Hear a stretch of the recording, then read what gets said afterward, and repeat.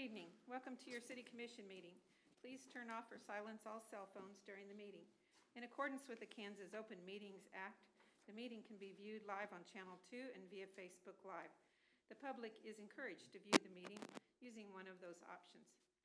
The Leavenworth City Commission meeting is open to the public with limited seating capacity. To mitigate the spread of COVID-19, face coverings and social distances are required to attend the meeting. Refer to the agenda packet on the city website on how to reserve a seat and/or submit comments. Meetings are televised every day on Channel 2 at 7 p.m.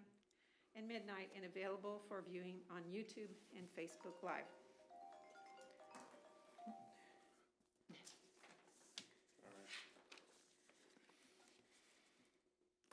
First item on the agenda is the Pledge of Allegiance, followed by a silent meditation. I pledge allegiance to the flag of the United States of America and to the republic for which it stands, one nation, under God, indivisible, with liberty and justice for all.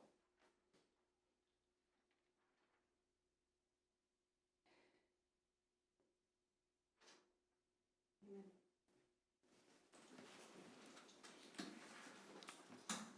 Next item on the agenda, I have a special award to present. We'll do it at the podium. Ms. Graber, would you like to stand up here with me? Pardon?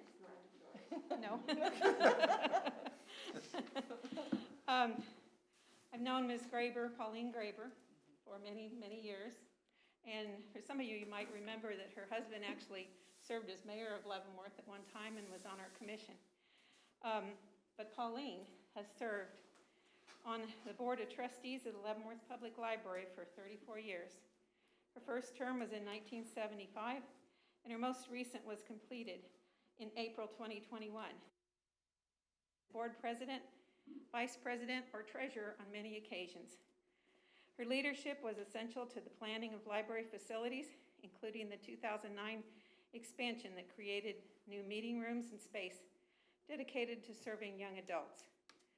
Pauline helped guide another significant expansion when the library joined the Northeast Express Automation Consortium that opened a shared collection of over 1 million books to Leavenworth readers. She was a leading member of the patrons of the Leavenworth Library Foundation and the Friends of the Leavenworth Public Library. In those capacities, she was instrumental in organizing major fundraising events, including annual book sales at the National Guard Armory, the Festival of Trees, Supper in the Stacks, and Just Desserts. It's my honor to present tonight the Mayor's Award for Community Service to Pauline C. Graber. Pauline's leadership was essential to the Leavenworth Public Library in planning of library facilities, building expansion, and catalog expansion. Her efforts allowed readers to access over 1 million books. Pauline was the leading member of the patrons of the Leavenworth Library Foundation, and as I said before, the Friends of the Public Library.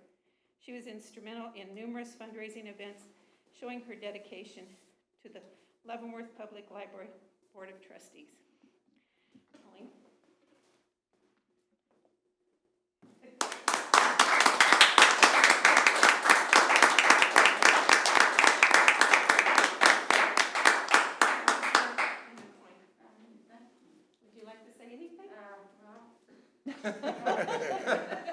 First of all, I didn't know I had done so much. It was nice to hear it read, but seriously, I've enjoyed all my time on the library board. It's been my privilege and honor to serve.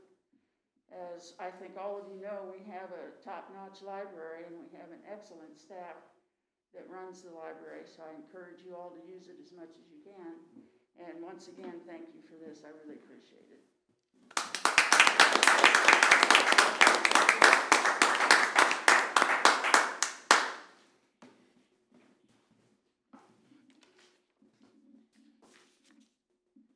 Matt, did you want to say anything?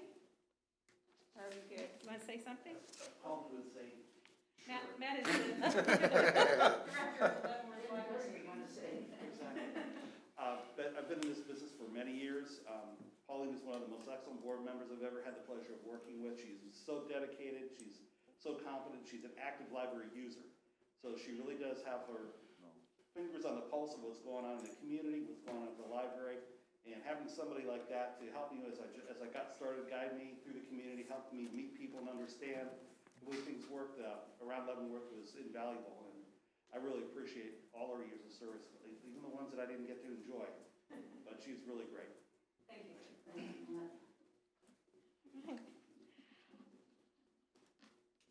I have a few proclamations here. The first one is the National Drinking Water Week. Whereas water is our most valuable and important natural resource, playing a vital role in our daily lives, and the water produced by the Leavenworth Water Department is the most reliable and best tasting water in all of Leavenworth County. That's true. And whereas the safe, reliable water supply is critical to the success of our community, we often take water supply for granted until it is threatened, either by drought, water main breaks, or some other event. Any measure of a successful society, low mortality rate, economic growth and diversity, productivity, and public safety are in some way related to access to safe water.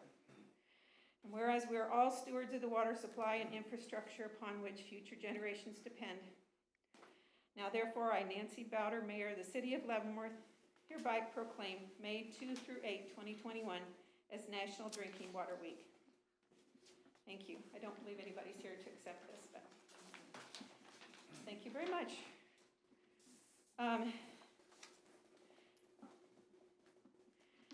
Next item, Wendy, you here? Yes. Whereas from the storefront shops that anchor Main Street to the high-tech startups that keep America on the cutting edge, small businesses are the backbone of our economy and the cornerstones of our nation's promise. And whereas small business owners and Main Street businesses have energy and passion for what they do, and whereas when we support small businesses, jobs are created, local communities preserve their unique culture, and because this country's 28 million small businesses create nearly 2 out of every 3 jobs in our economy, we cannot resolve ourselves to create jobs and spur economic growth in America without discussing ways to support our entrepreneurs. And, sorry, catch my breath a minute. And whereas the President of the United States has proclaimed National Small Business Week every year since 1965 to highlight the programs and services available to entrepreneurs through the U.S. Small Business Administration and other government agencies. And whereas the City of Leavenworth, Kansas supports and joins in this national effort to help America's small businesses do what they do best, grow their business, create jobs, and ensure that our communities remain as vibrant tomorrow as they are today.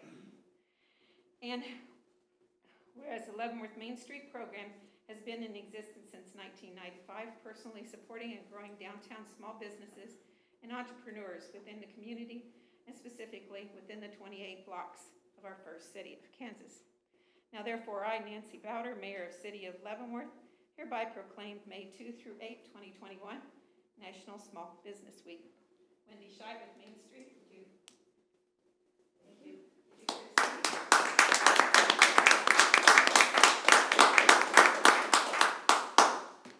Well, our downtown is fantastic, fabulous. Many dedicated merchants, employees. They're dedicated to their employees as well. There's no way they, would let them go.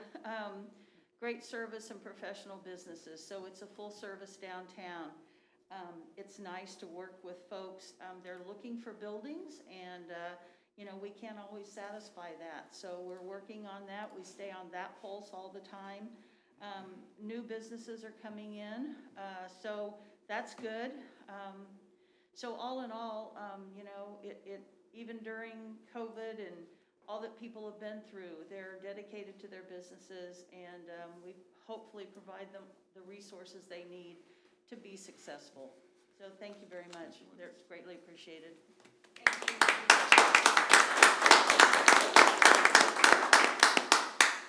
Wendy Scheid has done an amazing job during the COVID time, encouraging the businesses and keeping them going, and we appreciate all you do, Wendy. Thank you. Christy Lee. This is National Travel and Tourism Week.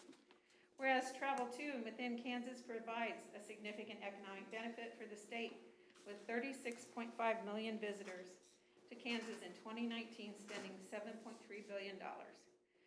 And whereas tourism was the 9th largest employer in Kansas in 2019, supporting a total of 97,000 indirect and induced jobs and 70,700 direct jobs in the travel industry itself, and tourism supported tax revenues in 2019 included $671 million in state and local tax revenues, which equates to $600 in tax revenue per household in Kansas. Whereas leisure travel, which accounts for more than 63% of all trips taken in Kansas, spurs countless economic benefits, to travelers' health and wellness, creativity, cultural awareness, education, happiness, productivity, and relationships. And whereas the city of Leavenworth realized approximately $7.4 million from overnight visitor expenditures in 2019 per the Smith Travel Research Project, validating the unique significance of the national travel industry in the lives of the citizens of Leavenworth, Kansas. Now therefore, I, Nancy Bowder, Mayor of the city of Leavenworth, Kansas, hereby proclaim May 2 through 8, 2021 to be National Travel and Tourism Week. Thank you, Chrissy.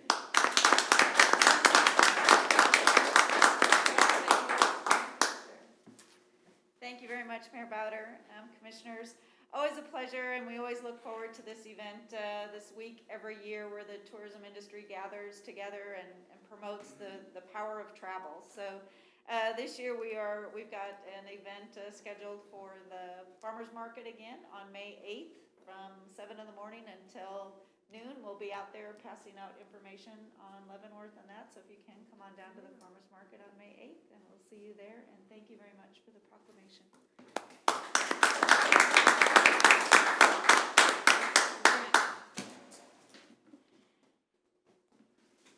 Mr. Grant, Director of the Parks Recreation Department. This is for Arbor Day. Whereas in 1872, J. Sterling Morton proposed to the Nebraska Board of Agriculture that a special day be set aside for the planting of trees. Whereas this holiday, called Arbor Day, was first observed with the planting of more than 1 million trees in Nebraska, and Arbor Day is now observed throughout the nation and the world. And whereas trees can reduce the erosion of our precious topsoil by wind and water, cut heating and cooling costs, moderate the temperature, clean the air, produce life-giving oxygen, and provide habitat for wildlife. And whereas trees are a renewable resource, giving us paper, wood for our homes, fuel for our fires, countless other wood products. Whereas the trees of Leavenworth, Kansas, increase property values, enhance the economic vitality of the business areas, and beautify our community.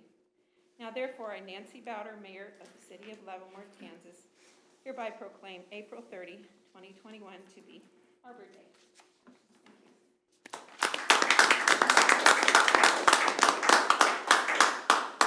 Thank you, Madam Mayor, Commissioners. Good evening. I would like to invite everybody. We will have an Arbor Day tree planting ceremony this Friday.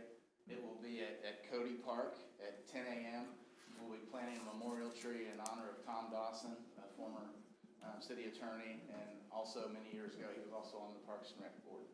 So that's again this Friday, Cody Park, 10 a.m. and we'll be on the Lemon Street side down by the shelter. So I'd like to invite everybody to come to that.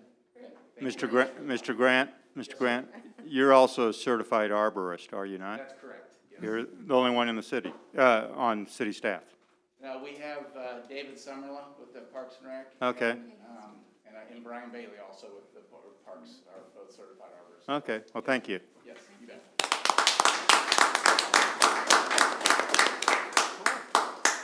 Okay, thank you all. That concludes our proclamations. Next item on the agenda, old business, consideration of previous meeting minutes. Anybody have any comments or questions on that, or corrections? If not, I would entertain a motion. Madam Mayor, I move that we accept the minutes from the April 13th, 2021 regular meeting. I second. It's been moved and seconded. Please begin voting with Commissioner Griswold. Aye. Aye. Aye. And I vote aye. Thank you. Next item on the agenda, new business. public comment. Is there anyone from the, any of the citizens who would like to speak today?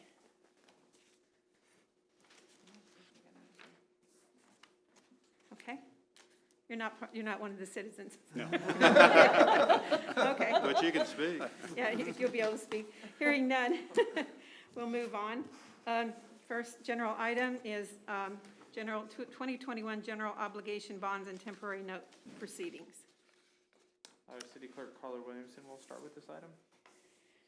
Madam Mayor and Commissioners, this is the proceedings to approve the sale of bonds and temporary notes. Those bids were, and the bonds were sold at 10 o'clock today, and our financial advisor, Greg Barnberg, will go through those bids and give you some information about those bonds and temporary notes. After he's done, there's a series of motions that you'll need to make. They're on the agenda packet, so we'll just go through one by one and make those motions and approvals on them. Yes. Mayor, Commissioner, good evening. Greg Varnberg with Raymond James served as your financial advisor for the note and bond sales, and we had a very good outcome of the sale process earlier this morning. But the process for selling the notes and bonds of the city began with your approval of the authorizing resolution. That occurred on March 23rd, and that gave us permission to start working on pulling together the information for the bond sale, work with Nichols and Wolf as the city's bond attorney to start drafting the legal documents. One of the items that we prepare is referred to as the official statement or a disclosure document given to investors. And in that official statement, we will put forth the rating of the city for both the temporary notes and the bonds. And so as we're starting drafting the documents, we're also working with the rating agency to have a bond rating assigned to the city, and very pleased to report Moody's affirmed the city's AA2 rating for the bonds, and then also they assigned a short-term rating for the temporary notes, MIG1, MIG1. And you should be very proud of those ratings. The MIG1 rating for short-term notes, that's the highest possible rating you can get on a short-term financing. And the AA2 rating is extremely high for cities, not only in Kansas, but nationally. It's quite an accomplishment to climb into that AA category, and you have been there for quite a few years now. When the rating agencies look at the city or any issuer of bonds, they will look at the financial condition of the city, the management of the city, and then also the local economy and some other factors. And so maintaining that rating for so many years is again, something that you should be very proud of. So once we had the rating assigned and all of the documents were ready to go, we then distributed the notice of sale and the preliminary official statement along with the rating report to potential bidders and notified them that today at 10 a.m. we would be accepting sealed bids for the sale of the temporary notes, and then we had 2 series of bonds. And so I'll walk you through the results of the bond sale, but I would say leading up to the sale today, we're obviously watching interest rates in the bond market. I know it's no surprise to everyone here that we're in a very low interest rate environment, but we're about 28 basis points or 0.28% away from the all-time record low that we hit briefly last August. So very near record low levels, and for the last for about the last year, we've had a lot of inflows or money coming into the bond market looking to be invested, and that cash of investors helps create strong demand for bonds and helps keep the interest rates low. Over the last 4 weeks, I think we set the record low going back to 1992 in terms of cash coming into the bond market. So we saw interest rates drift up just a little bit in March, but then in April we've had a very strong bond market because of that inflow of cash, and rates have settled back down a little bit. So I think our timing really was advantageous for the city. So in the information that I believe was handed out to you and also is on the screen now, this is a summary of the bids that we received. We had 3 series of notes and bonds that we sold, the first of which is the Series 2021-A General Obligation Bonds.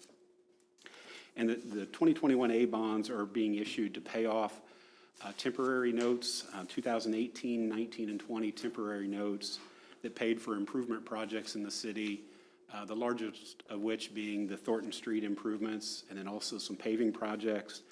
But the 2021 A bonds are also providing some new money proceeds that will be used to pay for the fire truck that's being acquired by the city. So the bids we received today, we received 5 bids for the sale of the 2021 A bonds. The bids ranged from 1.2864% to 1.41%. We had bids, bidders that from the states of Missouri, Oklahoma, New York, Wisconsin, and Florida, so quite a mix geographically. And it was really interesting when we look at the bids, difference between the first and second bid, it's about as close as I've ever seen. You have to go out 4 decimal places, 0.0003 difference between the first and second place bid. The best bid was submitted by Commerce Bank from Kansas City, and we have verified the accuracy of their bid, and we would recommend that you accept the low bid from Commerce when we get to that point of accepting the bids. But also, one thing that you may notice on the bid tabulation form is that all of the bidders paid the city some level of premium, and that's been very common in the bond market. We knew we would get some premium, we just didn't know how much. And this is something that we've seen in the bond market for probably 8 to 10 years now. The Commerce Bank bid is paying the city the face amount of the bonds plus a premium of $632,924. And the nice part about that is that that premium approach results in the lowest average interest rate, but it also allows us to reduce the principal amount of the bonds. So we set going into the sale, we had a principal amount of $9.6 million.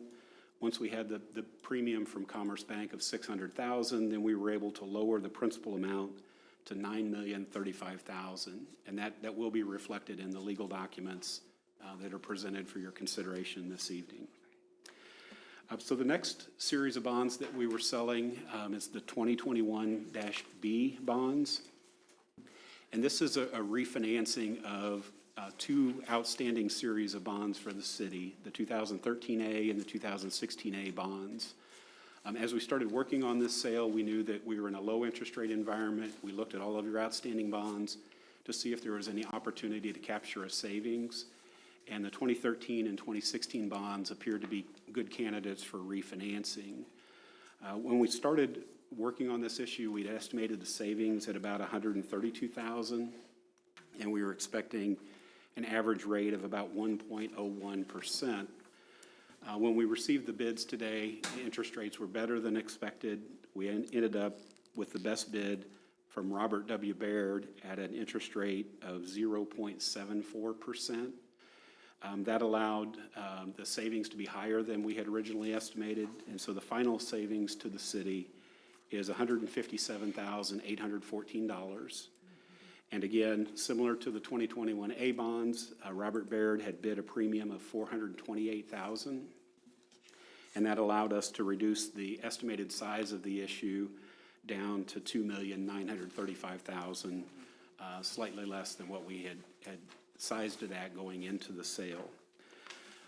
We have verified the accuracy of the Robert Baird bid. We would recommend that you accept that bid.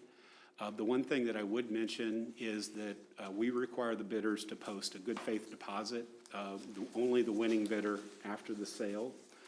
We have received the good faith deposit from Commerce Bank.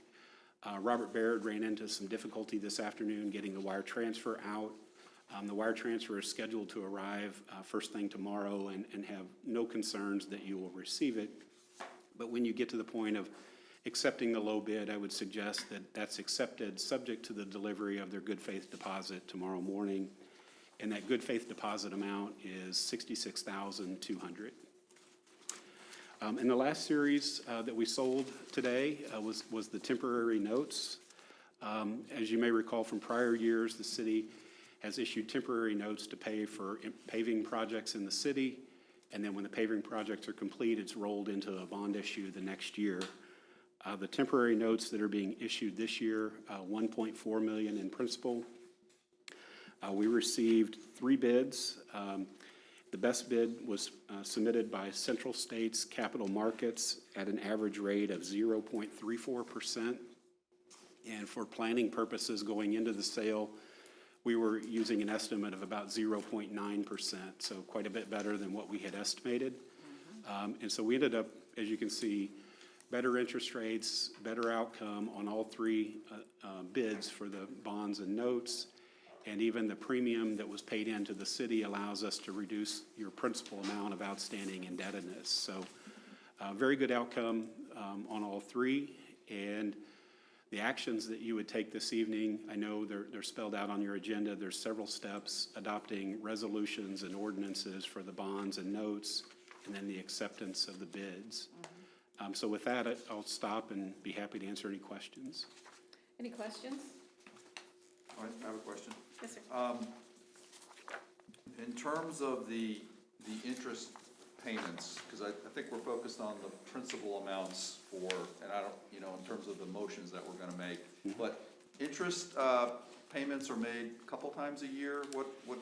Just explain a little bit about interest. Sure, happy to. And so typically, the way municipal bonds are structured, you'll have principal paid one time per year, and we usually set that in September. And that's because of the timing of when you receive property tax collections. You'll have, property taxes are paid in December and May, and you'll usually get that revenue 1 to 2 months thereafter. So we have, interest is paid semi-annually. And so you'll have payments on March 1, interest only, then September 1, principal and interest. And by the time you get to the larger payment in the fall, you will have received in all of the property tax payments.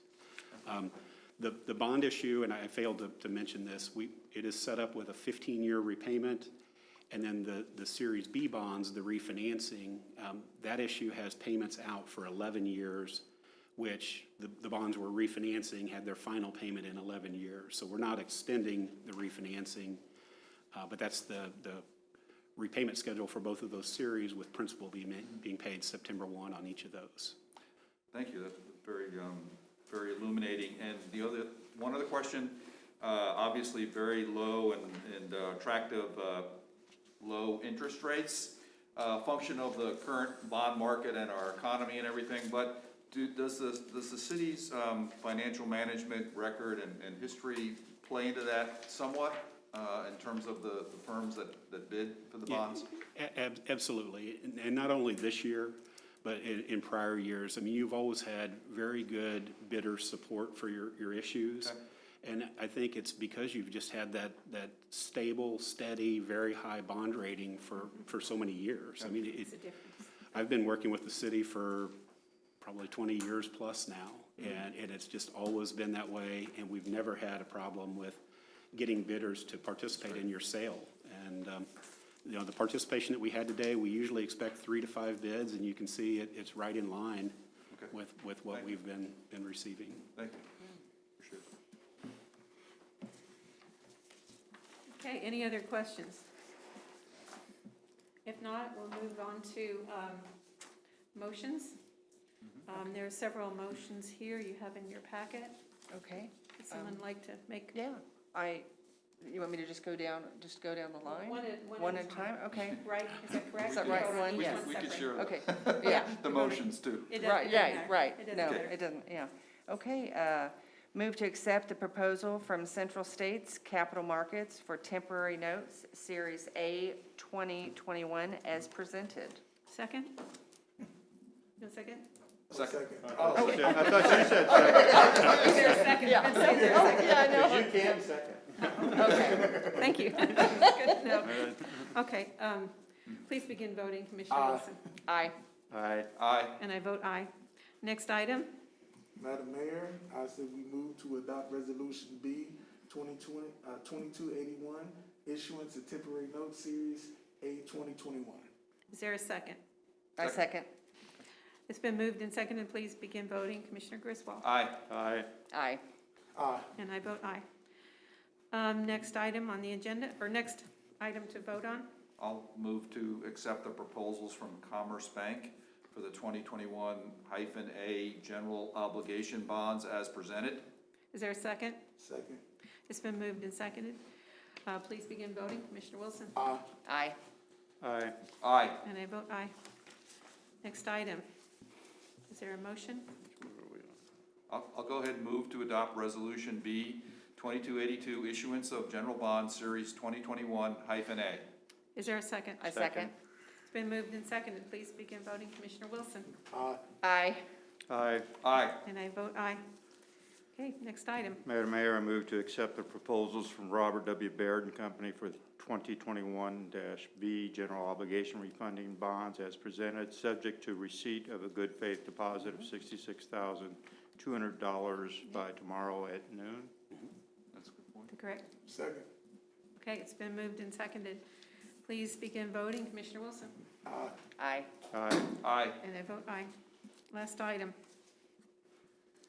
Madam Mayor, I move to adopt Resolution B 2283, issuance of general obligation refunding bonds, Series 2021-B. I second. It's been moved and seconded. Please begin voting. Commissioner Griswold? Aye. Aye. Aye. Aye. And I vote aye. Thank you. Thank you, Thank sir. you very much. Thank you very Thank you. much. The last thing you Thank want to do, Mayor, is do the roll call vote on the two ordinances. Quick question, sir.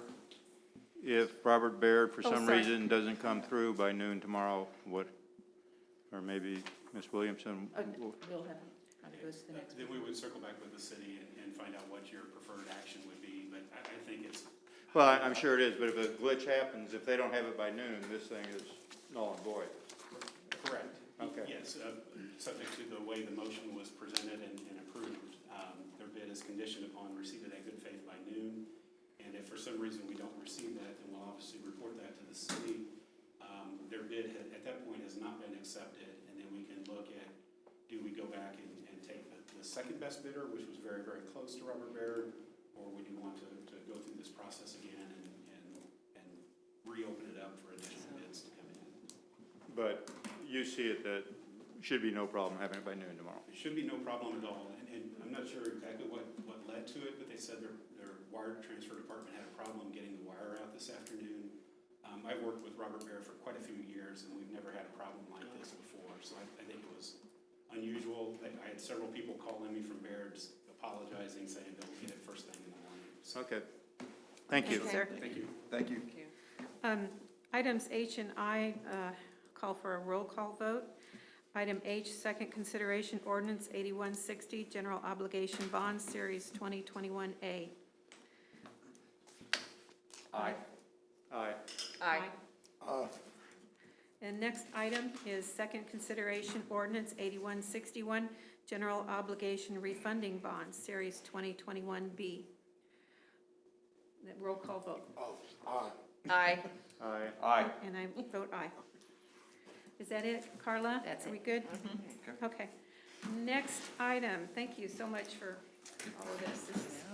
Sounds really good this year. Adoption of the comprehensive plan. Madam Mayor and Commission, one note on this, city hasn't done this in about 11 years, and we determined this afternoon that the plan has to be adopted by ordinance. So we don't have an ordinance prepared. However, the presentation will be tonight, and you'll give a consensus to adopt, but then you will have to see an ordinance. Okay. So just, you'll see it in 2 weeks, but we do have Shockey Consulting here, so it'll be the final presentation tonight with just an ordinance coming in the future. So there'll be Okay. no motion, just presentation. Right. And Got it. then, Thank you. Consensus. yeah, consensus would be fine, and then Okay. we can do a, Consensus, okay. first consideration ordinance at the next regular meeting. Sounds good. Okay, thank you, Madam Mayor and Commissioners. As you know, this is the final presentation of the comprehensive plan that we've been working on for about 15 months now. So Shelby Ferguson with Shockey Consulting was here a couple of weeks ago to go over the final draft plan document, and she has incorporated some changes that were discussed by the commission and our planning commission. And so she's just going to go over those changes briefly. If there's any final questions for her, we can entertain those, but as Paul said, this is really the final plan document, and we'd intended to adopt it tonight, but like he said, it's just so rare that we do these, that we didn't realize that we need an ordinance. So we'll see it back in a couple of weeks for ordinance. Okay. But I'll let Shelby go ahead and come up and kind of go over the modifications that have been made based on your input in the last couple of weeks. Okay, great.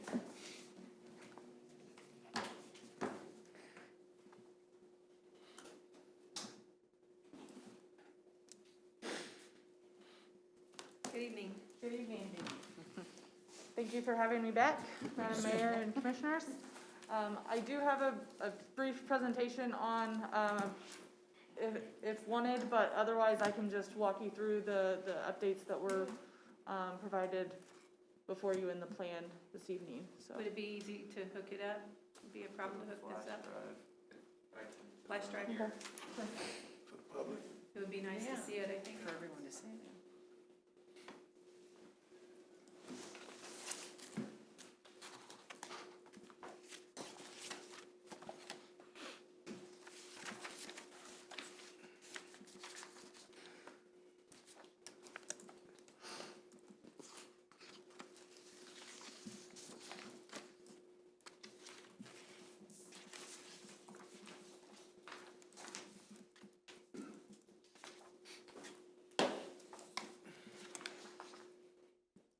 I think you're officially a commission member now.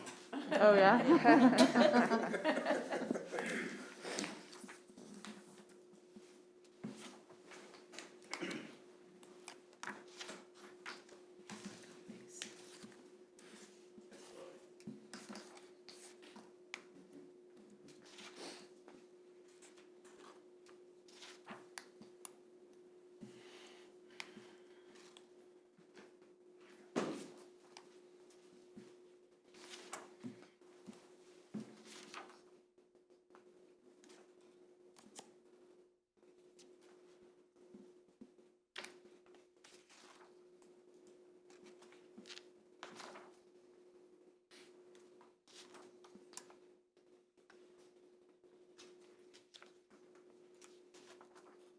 Yay.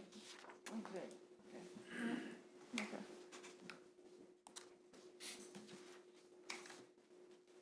Okay, we'll work with, it looks like some of the text might be over, just with,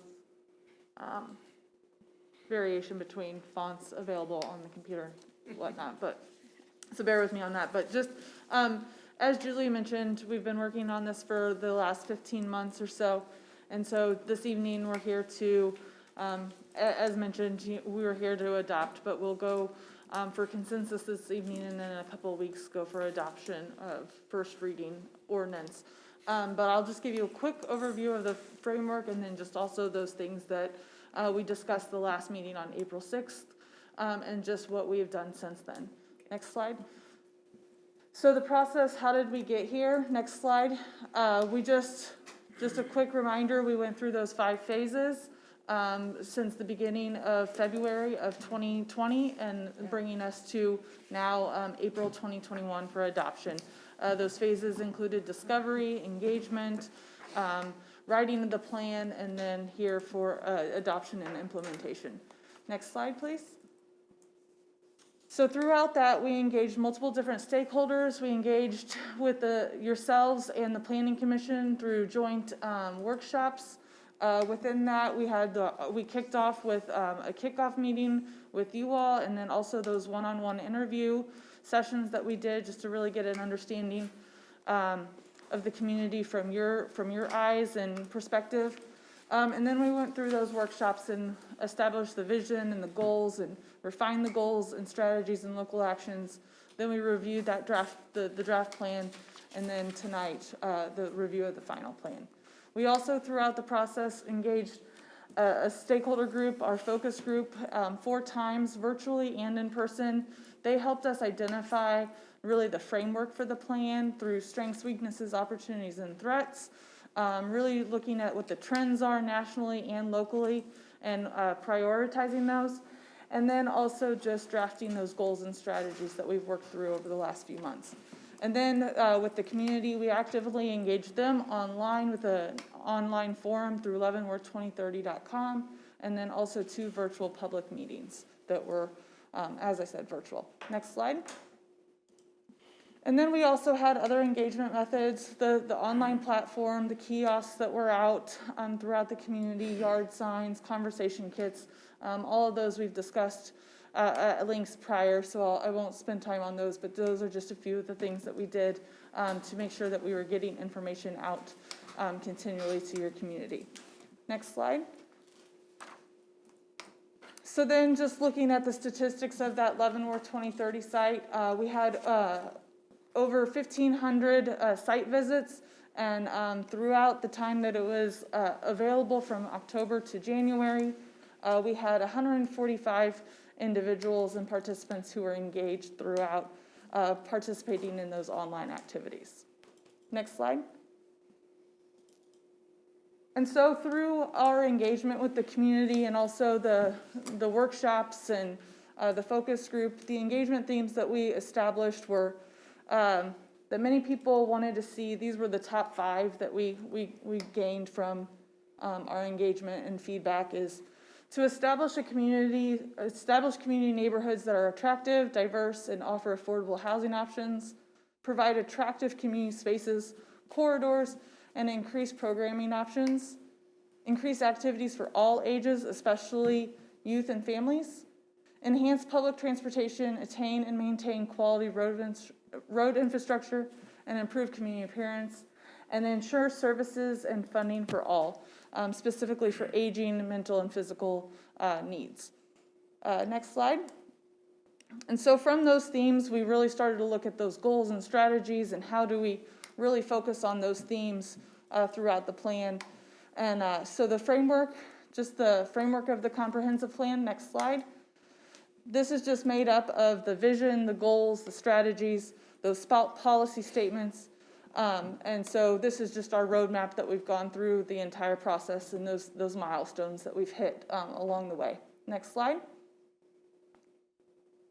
And so just looking at the framework of the plan, the way it works is we have 342 local actions, and so those are the tasks assigned, and from that, those will help the direction to those strategies, which there are 39 of those, which then really allow us to make sure we're measuring the objectives and then attaining the goal, the outcome, the desired outcome that we have established for your community. So there's 19 goals, 16 measures, and all of those come together and answer those critical questions that we established at the very beginning of the project, and then which then go back and connect to what the ultimate vision for your community is by 2030. And of those local actions, 53 of them are land use policies. So either new land use policies or some sort of code adjustment to consider. Next slide. So then the plan updates. What have we done since April 6th? Next slide. Through discussions with you all at our meeting on April 6th, and then the additional edits that we did receive, you all were given a week to provide any edits to the document or the goals and strategies. This is where we've landed. We had a few text edits.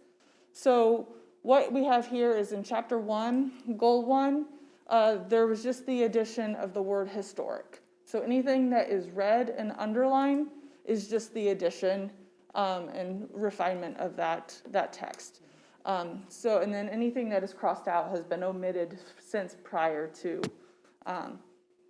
the last time you saw it. So Goal 1, addition of the word historic. Then underneath that in Strategy 1, just making sure that we're including cultural resources and that we're also considering cultural preservation, not just historic preservation. And then carrying that again to Strategy 2 under Goal 1, and then also just kind of refining that last piece of that statement there instead of being lengthy with want to live in, work in, gather in. It just want to live, work, and gather and visit in. And then also just again that identification of cultural preservation, not just historic, for Goal 4. So next slide. So then we move to Chapter 2. Again, just some wordsmithing here, just adding in that a cost-effective living for public facilities is needed, not just for active living.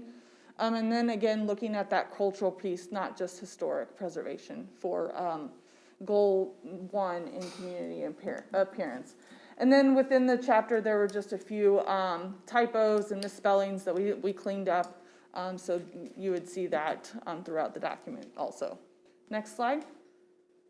So then we move to chapter 4. We just erroneously forgot a recommendation statement for the resilient economy section. So we went ahead and added that in to identify that you all, we're recommending that you plan for that influx of new employment sectors, and then also just to have a diverse economic base. And then lastly, chapter 5 for text edits, again, just kind of a cleanup of making sure that not only does your public safety goal encourage or make your residents feel safe, but that also that they have access to outstanding and effective services. And then in addition, within recreation and leisure, just making sure that we identify not just recreational amenities, but activities as well. Next slide. So then another piece that we really looked at, it came as a recommendation as Planning Commission recommended the plan for approval with the consideration of changing the portion of metropolitan from single-family residential for the future land use plan to commercial and mixed use. So if you don't mind hitting next on there, you'll see that the difference is highlighted there in that circle between the previous future land use map and what now exists within the plan is just that change up there on metropolitan. And then if you go to the next slide, this just shows you the breakdown adjusted due to those parcels being changed from single family to mixed use and commercial. Obviously it's not significant. You don't see it too well there in the pie, but it's a difference of about 50 parcels here or there within single family and commercial and mixed use is where those changes are. Does not increase the amount of parcels or land. It's just simply the change from single family residential identification to mixed use and commercial in those areas. And next slide.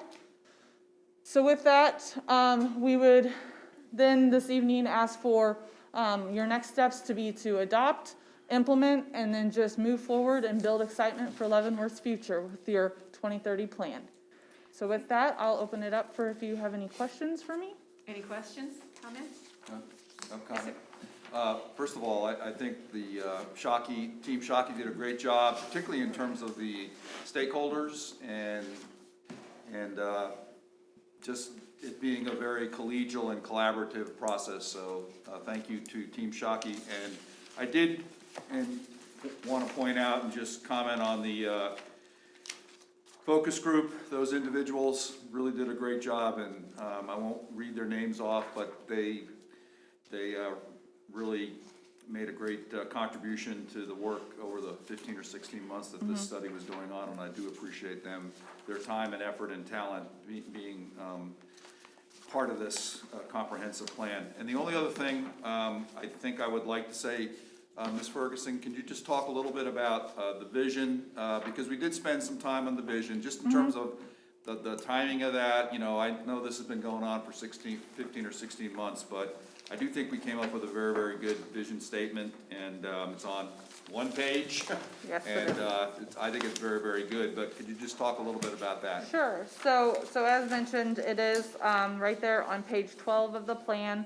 We wanted to make sure that it was short, concise, could be used as an elevator speech. So those key points that you see there in the infographic piece of it and icons, those are more the milestone points that you want to hit with your goals and objectives and what you strive to be.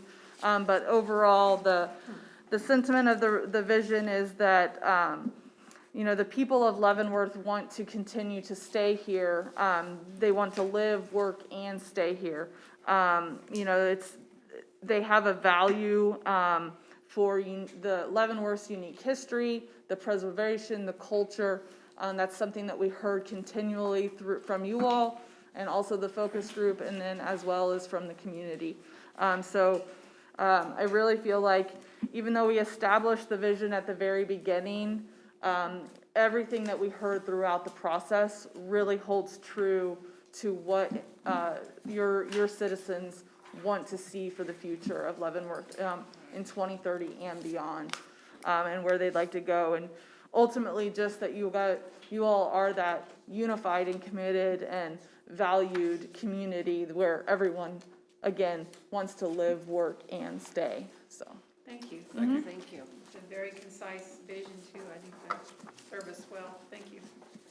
Any other questions, comments? If not, is there a consensus to move forward to adopt this next time? Yes. Yes. Yes. Yes. Thank you all. Thank you. Thank you. thank you. Great It job. was great working with you. Yes.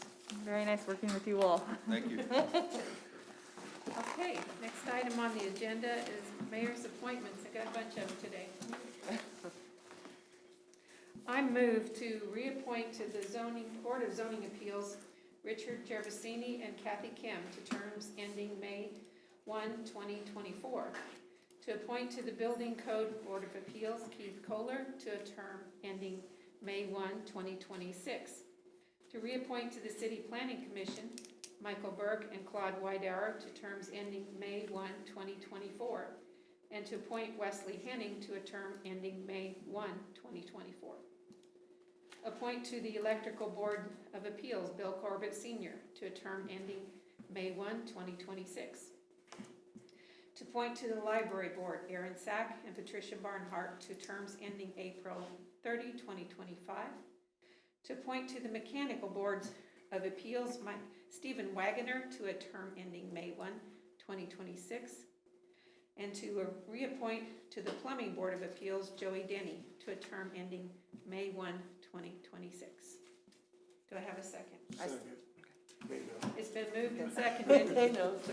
Please begin voting. Commissioner Griswold. Aye. Aye. Aye. And I vote aye. Thank you very much. Next item, bids, contracts, and agreements.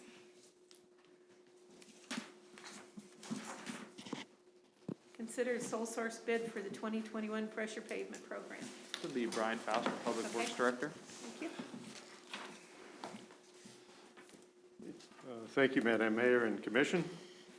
The request this evening is to consider award of our pressure pave component of our 2021 pavement management program to Donaldson Construction in the amount of $212,315.02.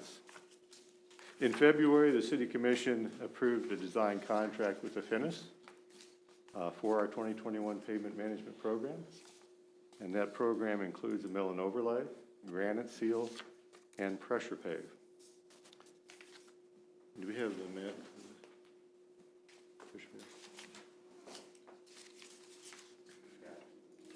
I think we've gotten it before. Yeah, we're okay. Okay. Had that before. The plans We have were it in our packets. prepared by Affinis Corporation, and the project was presented to Donaldson Construction for a bid proposal. At this time, Donaldson is the only company that performs this proprietary work. The bid proposals for both pressure pave and the required pavement restriping are attached, and the total combined bid for the pressure pave and restriping is $212,315.02. Donaldson Construction previously completed pressure pave programs in the cities of Olathe and Kansas City, Kansas, as well as for the cities of Springfield, Missouri. Over the last 2 years, the City of Leavenworth Public Works staff visited the cities in Olathe and Kansas City, Kansas, to observe the process and to look at streets that were done previously. Based on staff's review and our combined experience with this type of product, pressure pave is an appropriate treatment for many of the streets within our community and does provide the city with another treatment option as we further define our pavement management program. Work is expected to begin in mid-June and be completed within 30 calendar days. The City Commission generally does award a contract to the lowest bidder. However, this is a sole source bid, due to the proprietary nature of the pressure pave system. The evaluation by the city indicates that the award will be in the best interest of the city. A representative from Donaldson Construction is attending virtually today and can answer any questions that you may have. City staff does recommend that the commission award the pressure pave component of our 2021 pavement management program to Donaldson Construction Company for the amount of $212,315.02. Okay. Are there any questions or comments? Mr. Phelps? Mr. Faust, I know that you've explained it to us before, but can you go over it again? I think most of us know, and probably the public knows, what granite seal is. We've had that for quite a few years in town. Mill and overlay has been around forever. In layman's terms, don't get too deep in engineering with this. Pressure pave, explain. It's a similar process to like slurry seal, but what they do is they actually pressure inject at the front of the process and inject that treatment down into the cracks.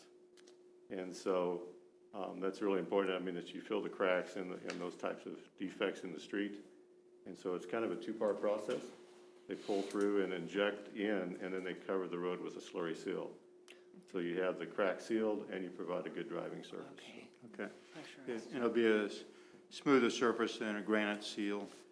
Correct. There's no loose gravel. Okay. On top of that. Thank you. I have Thank a you. question. Yes, sir. Quality assurance, is it city gonna do the quality assurance after the project's done, or is that done by the contractor? Actually, we'll walk the project as they're doing it to make sure that they apply it correctly. Okay. So we'll be there every step of the way. And typically, how long does that last once you do it, or just? From a sales perspective, they say 10+ years. Okay. What we're seeing is probably 7 to 10. Depends on our winters. Yeah, And our that's summers. true. Okay, any other questions? If not, I would entertain a motion. I'll move that we accept, or that the city commission, I move that the city commission award the 2021 pavement management pressure pave program to Donaldson Construction Company LLC for the amount of $212,315.02. I second. Okay, it's been moved and seconded. Please begin voting. Commissioner Wilson? Aye. Aye. Aye. And I vote aye. Thank you, sir. Next item, consider amendment number 4 to the design contract with Water Resource Solutions for 16th Terrace Stormwater Project. Brian will continue with this item. Okay, The request this evening is to approve amendment number 4 to the sole source design contract with Water Resources Solutions LLC for our 16th Street and Thornton Phase 2 and 3 Stormwater Project in the amount of $5,263.25. In 2017, Water Resource Solutions did complete a study of the drainage areas flowing into 16th Terrace around Thornton Street. The study focused on stormwater flows for both existing and future conditions, and the capacity of the existing stormwater drainage system. Findings of the study resulted in recommendations for a combination of detention, underground piping, and open channel flow. And up on the screen is kind of a view you saw 2 weeks ago of the project area. The construction of the detention basin, which was phase 1, was completed in 2019. And the remainder of the construction was awarded on April 13th of this year and is scheduled to start in May. With the complexity of phase 2 and 3 and the impacts to rear yards during construction, easement acquisition ended up requiring some condemnation. To assist in this process, additional survey work and design considerations were necessary. Work under amendment number 4 included staking easements for condemnation and making notation changes to the plans. Water Resources did complete the additional survey work to the area to assist with the process. Typically, the firm that does the design of the project is the one that we request do the actual survey. It's the most cost-effective. Tonight, staff does recommend the City Commission approve amendment number 4 to the sole source design contract submitted by Water Resources LLC in the amount not to exceed $5,263.25. okay. Any questions on this? So amendment number 4, that means there's been 4 amendments to this contract? That's correct.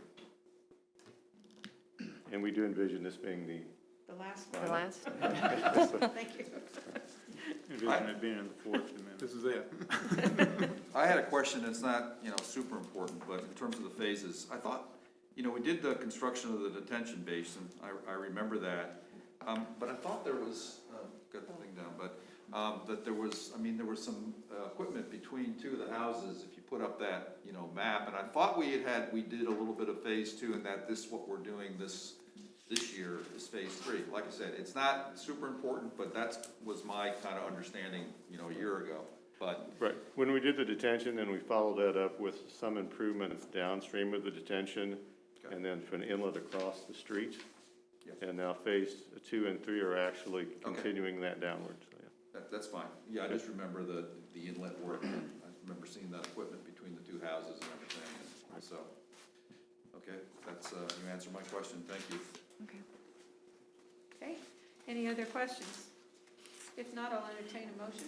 I move to approve amendment number 4 to the sole source design contract submitted by Water Resources Solutions LLC for the 16th Terrace and Thornton Phase 2 and 3 Stormwater Project in an amount not to exceed $5,263.25 for a total contract price of $64,667.25. Is there a second? I'll second. It's been moved and seconded. Please begin voting. Commissioner Griswold. Aye. Aye. Aye. And I vote aye. Thank you. Next item. Consider bid, water pollution control repair mast assembly trickling filter number 1. That's a lot of words. The request this evening is to approve the repair of trickling filter number 1 in the amount of $37,560.75.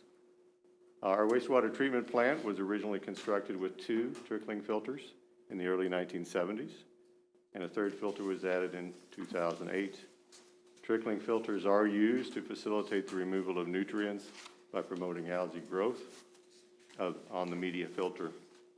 The 2 original trickling filters, number 1 and number 2, were upgraded in 2014.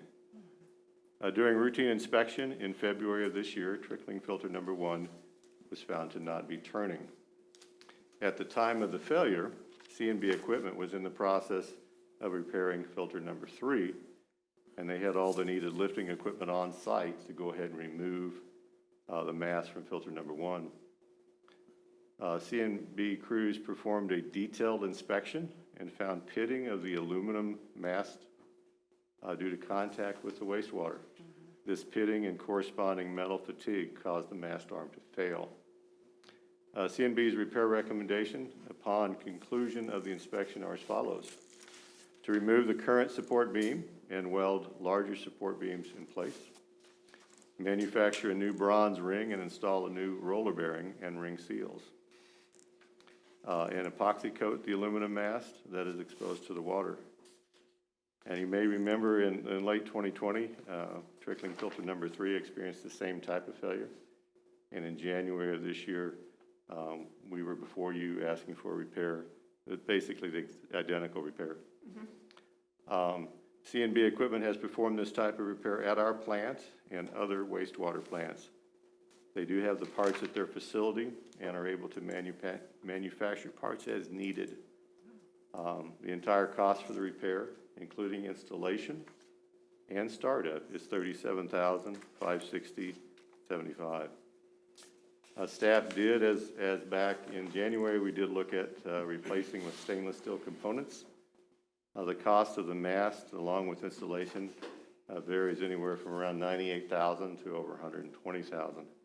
Staff does feel that the repairs proposed, including larger support beams and the epoxy coating painting, will significantly extend the life of the product.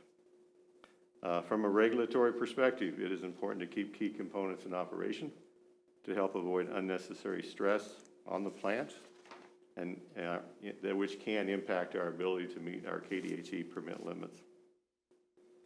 Tonight, the city commission can accept a bid as recommended by city staff. We can ask staff to request additional bids or formally bid a replacement mast with stainless steel components. The staff does recommend the city commission approve the proposal from C&B in the amount of $37,560.75. How long are these expected to last? But we got about 7 years out of it, being aluminum. We think with the significantly beefed up support beams and the paint, we should see a lot longer life than that. Okay. Mr. Faust, it's your recommendation that we go with this aluminum rather than upgrading, I don't know if it's an upgrade to stainless steel.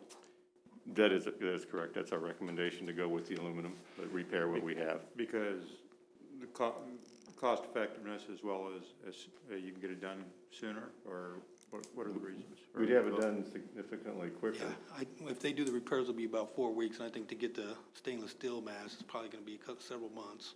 Okay, all right. Thank you. Okay. Any other questions? I don't have any.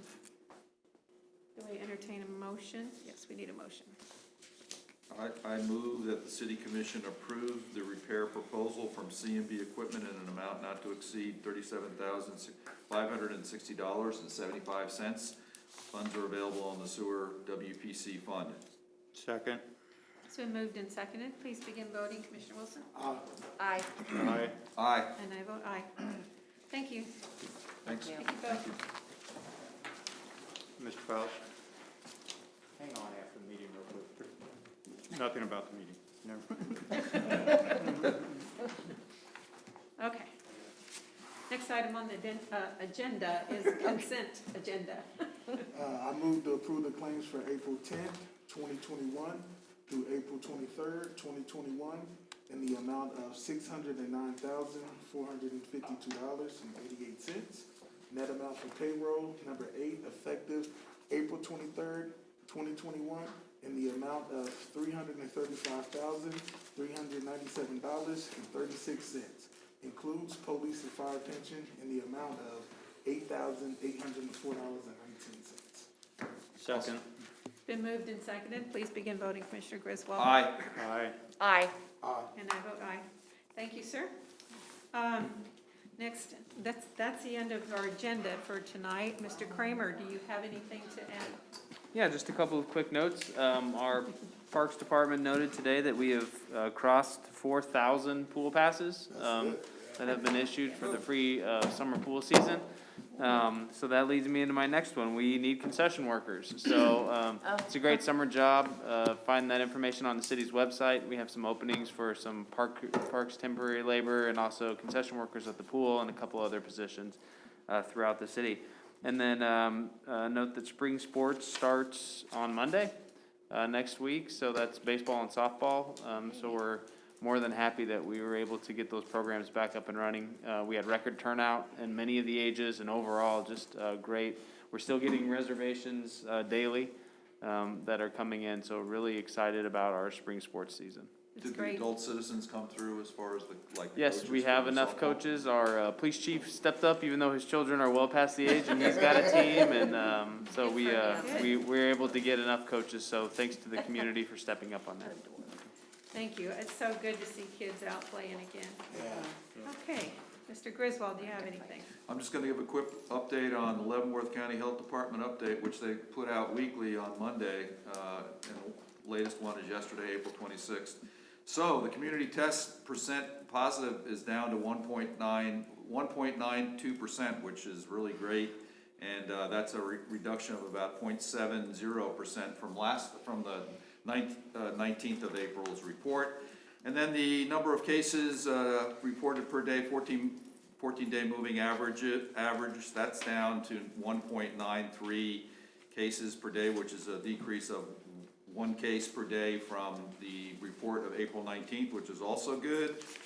And yeah, that percentage as far as the 1.92% for test positivity is well down in the green area on their charts. So, and then finally, the total community cases per 100,000, that dipped to 33.02, and and the 19th of April, it was 50.15, which is a decrease of about 17 cases, total community cases per 100,000. So that's really good, and we just gotta keep up the good work. And I think a lot of it's due to the vaccinations, and there were, like last week there were almost 1,900 total doses of the vaccinations that were administered. So we just gotta keep getting people vaccinated, and I don't know if are they having a clinic this week? Thursday. Thursday, okay. And at our Yes. gymnasium, From 9 to Riverfront 4. Community Center. And we were down there on Thursday last week for the ceremony of the art, and there were a lot of people when we first got down there, so. And they are accepting Yeah. residents that are outside the county Yeah, now. outside of the Okay. county. Outside the We're county, doing good. 9 to 4 on Thursday. Okay, well, the trends and the metrics are going in the right direction, so I just wanted to share that with the public. That's all I have. Okay, Commissioner Wilson, did you have something this evening? Oh, yes, I was just gonna, just remind everyone that it's not too late to apply for the pool passes for those that haven't. And also, Paul, if you could provide the public with an update about the city, buildings, to see if the Riverfront Community Center is open. And if Yes. so, what's the maximum capacity? Sure, so, on the Riverfront Community Center, we have started to reopen the facility. The Riverview room, I believe, is at 75 capacity, and the other rooms are at about 30. Those are based on square footage from the Kansas Parks and Recreation Association. We do have, some plans the first week of May and then the third week of May to further expand, some of our operations, so look on our website for those, and we'll reach out to the groups that, typically rent those. And then at some point, once we're done with the vaccination clinic, we'll start looking at reopening our gym. But right now, of course, priority one is the clinic at that location. So, yes, we have started phasing that back open, so thanks for bringing that up. Anything else? Awesome. Commissioner Leonhardt, anything? No. Okay. No? I have nothing. Okay, I have one thing. I was asked by a group to write a letter of support, and it'd be easier if I just read it. And then, since I am representing the city, I think it's important for you to know what I'm supporting. This is to express my support for the North Leavenworth community's need for transportation provided by the North Side Grocery Transport Incorporated.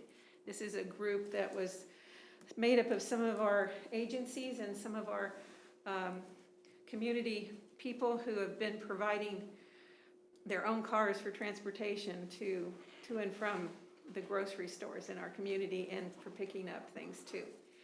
This organization currently provides free rides to and from grocery stores, providing grocery pickup and delivery of pre-ordered, prepaid grocery orders, and provides KSU Extension Office teaching materials on nutrition and best shopping practices.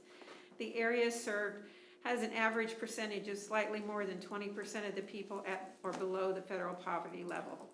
This makes about 970 residents in poverty, many of whom do not have reliable transportation to go food shopping. This northeast area qualifies as a food desert, as the closest full-service grocery store is 1.25 miles away at the very least. They're in the process of seeking a personal property tax exemption, that's what this letter is for 2 vans that were donated by the University of St. Mary. They have received community services block grant funds of $5,937 to pay for insurance for both of the vans and for paying for repairs of the vans to make them roadworthy and very safe. They maintain data on their services and will be able to determine how well they are meeting the needs of the lower income population in the area. I'm confident that this will be a valued service to help those in our community in need. Any questions or comments on this? Okay. And so you wrote that on behalf of the commission, Madam Mayor? Yes, I haven't sent it yet. I wanted to bring it tonight, and if anybody had any problem with it, I'll go ahead and send it. I think it's good. I think it's great. Okay, That's great. I think it is too. It's really needed, so thank you very much. I don't have anything else. So do I have a motion? I'll move that we adjourn this evening's meeting. Second. Okay, it's been moved and seconded. Please begin voting. Aye. Aye. Aye. Aye. And I vote aye.